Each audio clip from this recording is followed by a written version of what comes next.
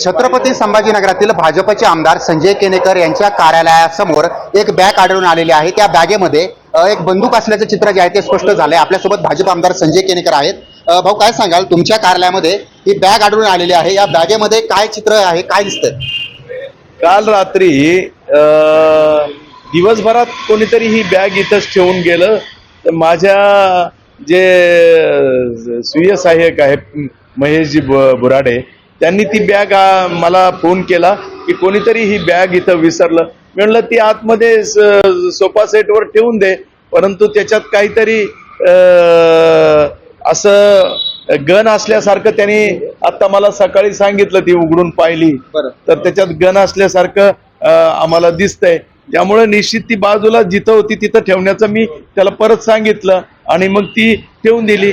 बरं, मला आता दाखवा यामध्ये नेमकं काय आहे, कारण तुमच्या कार्यालयाच्या समोर ही बॅग आढळली, सुरक्षेचा प्रश्न देखील उपस्थित होतो। नाही, आता पोलीस येतील, ती पोलीस असताना या ठिकाणी आपण पाहतोय तर या बॅगेच्या आतमध्ये ही बंदूक पाहायला मिळते। ही बंदूक जशीची तशी आतमध्ये आहे आणि यामध्ये जे पिस्टल आहे, म्हणजे जी बंदूक एअर गन आहे की कोणती बंदूक आहे हे स्पष्ट झालेलं नाहीये। मात्र या ठिकाणी भाजप आमदार संजय केनेकर यांच्या कार्यालयासमोर ही बंदूक जी आहे ती आढळलेली आहे। भाजप आमदार संजय केनेकर आपल्यासोबत आहेत। भाऊ, काय सांगाल, ही बंदूक आढळल्याच्या नंतर तुम्ही पोलिसांना कळवलंय का, हे सांगितलंय का? मी आता सकाळी पोलिसांना कळवलं। ऍक्च्युली ती बॅग कालपासून ते रात्री ती तिथं होती आणि रात्री ती कोणीतरी कार्यकर्ता का कोण अज्ञात व्यक्ती येऊन गेला माहित नाही, पण ती तिथं बॅग होती। तर मी माझ्या स्वीय सहाय्यकाला सांगितलं, महेश बुराडे म्हणून आहे, की ही बॅग कोणी विसरला असेल तर आत ठेवून दे।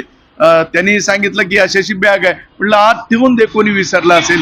परंतु तिला सकाळी उघडता पाहता त्याच्यात ती गन असे आहे। ती गन कोणाची माहित नाही, ती बॅगही कोणाची ते कळत नाही। ही बॅग कोणाची आहे, गन कोणाची आहे हे माहित नाही, असं या ठिकाणी भाजप आमदार संजय केनेकर बोलतायत।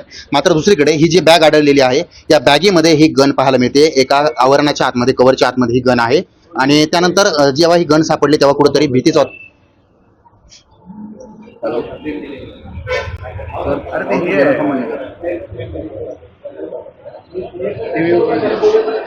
या संदर्भात अद्याप कोणतीही हत्याचा कट आहे का कोणता दुसरा कट आहे या संदर्भात कुठल्याही प्रकारची माहिती मिळालेली नाहीये। मात्र जेव्हा ह्या कार्यालयातील कर्मचाऱ्यांना कळालं, भाजप आमदार संजय केनेकर यांना कळालं, तर त्यांनी तातडीनं या ठिकाणी ही बॅग कोणाची आहे हा शोधण्याचा प्रयत्न केलाय। मात्र कुठेतरी घातपाताचा प्रयत्न आहे का किंवा हा संशय जो आहे तो देखील या ठिकाणी व्यक्त केलेला आहे। तर दुसरीकडे भाजप आमदार संजय केनेकर यांच्या कार्यालयासमोर या ठिकाणी आपण पाहतोय तर संपूर्ण कार्यकर्ते पदाधिकारी एकत्रित जमलेले आहेत आणि दुसरीकडे ही बंदूक जी आहे ती आढळून आलेली आहे। त्यामुळे भीतीचं वातावरण तर आहेच। मात्र हे नेत्यांना एक हिंदुत्ववादी नेते म्हणून ओळखलं जातं। मात्र ही बंदूक कुणी आणली, नेमकी परवानाधारक बंदूक आहे की फक्त एअर गन आहे हे स्पष्ट झालेलं नाहीये। मात्र या कार्यालयाच्या बाहेर जर पाहिलं तर ही बंदूक आहे, या बंदुकीमध्ये इथं बॅग आहे, या बॅगेमध्ये ही बंदूक आहे। छत्रपती संभाजीनगरातील हा प्रकार जो आहे तो पाहायला मिळतो। तर भाजप आमदार संजय केनेकर देखील या ठिकाणी दाखल झालेले आहेत। त्यामुळं आता पुढील तपासातच कळेल नेमकं हा काय कट होता, काय हा भाग होता। मात्र कार्यालयाच्या बाहेर जे आहे ते या ठिकाणी संजय केनेकर दाखल झालेले आहेत। पोलिसांना देखील आता ते कळवणार आहेत।